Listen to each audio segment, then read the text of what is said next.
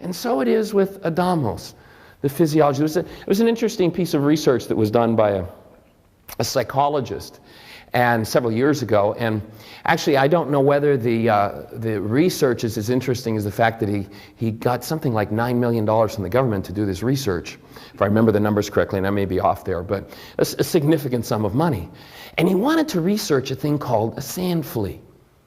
And what they had observed with these sand fleas, okay, a sand flea is a creature that digs a hole in the sand.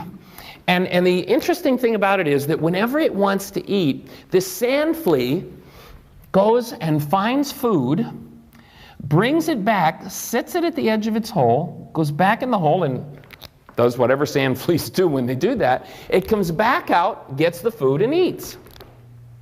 Well, this psychologist decided that when the sand flea went back inside of its hole to do whatever it does, he'd remove the food. And so he did. And the sand flea comes out and there's no food there. So it goes off and it gets more food. And it comes back, sets it at the edge of its hole, goes inside, does whatever they do. The researcher took the food. The sand flea came back out, the food was gone. The sand flea goes and gets more food, comes back, sets it at the edge of its hole, goes inside. The researcher removed the food.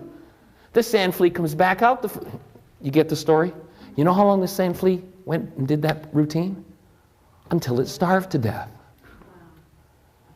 It doesn't. This physiological system doesn't have the capacity to change its own mind.